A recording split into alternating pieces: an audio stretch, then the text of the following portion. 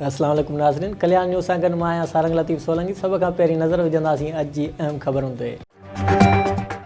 टंडो अलियार नीड library action committee जे नौजवाननि पारां जदीद तर्ज़ जी लाइब्रेरी न मिलण ख़िलाफ़ शाह लतीफ़ गेट जे साम्हूं अलामती बुख हड़ताल कैंप क़ाइमु करे छॾी। इन ई मौक़े ते शाइर मोहम्मद अली मीरजत, अली साजन नायूं, रियाज़ हिंगोरो, मुमताज़ लिगारी, वकील मंसूर हैदर जरवार, शाइर रोहल कालरो ऐं ॿियनि मीडिया सां ॻाल्हाईंदे चयो त ज़िले में लाइब्रेरी न हुजण करे नौजवान दरबदरी जो शिकार आहिनि।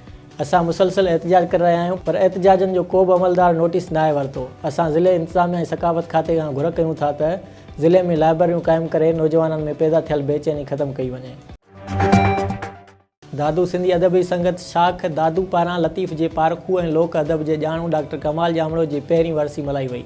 वरसी तक़रीब जी सदारत नाले वारे अदीब सिकंदर सागर पनियार कई। उन ई मौक़े ते तक़रीब खे ख़िताब कंदे अॻवाननि चयो त डॉक्टर कमाल जामड़ो लिसानी माहिर ऐं वॾो तहक़ीक़दान हो। कमाल जामड़ो सिंधी शोबे जो चेयरमैन हुजण दौरान केतिरा ई शागिर्द पैदा कया, लोक अदब ते वॾो कमु कयो जेको साराह जोॻो आहे।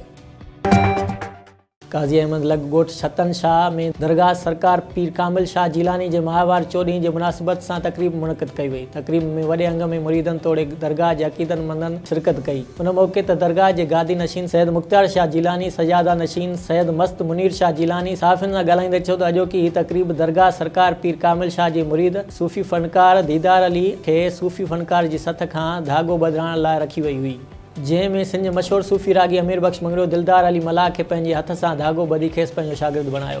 दरगाह ते ईंदड़ अक़ीदतमंद तोड़े मुरीद असां लाइ क़ाबिल इज़त आहिनि। दरगाह ते ईंदड़ मुरीदनि तोड़े अक़ीदतमंदनि जी ख़िदमत कंदे असांखे फ़ख़्रु महसूसु थींदो आहे। बुलड़ी शाह करीम नामियार तालीमी माहिर ऐं उस्ताद मरहूम हाजी मोहम्मद उस्मान लाशारी जो नौजवान फर्ज़ंद पीपी अॻवान हाजी अलाइडनू लाशारी जो भाइटियो पाक आर्मी जो लाइसेंस नाइक मोहम्मद अनवर लाशारी ड्यूटी दौरान शहीद थी वियो, जंहिंजे मड़ खे पाक आर्मी पारां इस्लामाबाद खां संदसि अबाणे ॻोठ हाजी मोहम्मद रहीम लाशारी आंदो वियो, जंहिंजी फ़ौजी दस्तनि सां तदफ़ीन कई वई। पाक आर्मी लेफ्टिनेंट कर्नल ऐं मेजर ऐं नौजवाननि मक़ामी क़ब्रिस्तान में दफ़न करण बैदि शहीद थियल नौजवान खे गार्ड ऑफ ऑनर पेश कयो।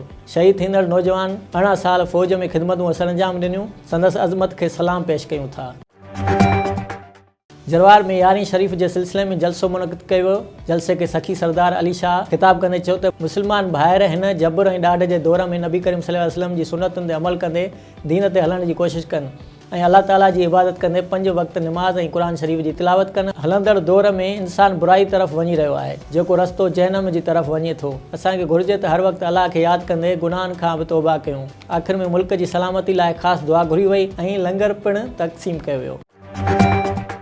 नाज़रीन, ही हुयूं अॼु अहम ख़बरूं। वधीक तफ़सीली ख़बरुनि लाइ विज़िट कंदा असांजी वेबसाइट www.delhikalyan.com ऐं असांजो यूट्यूब चैनल ऐं फेसबुक पेज डेली कल्याण।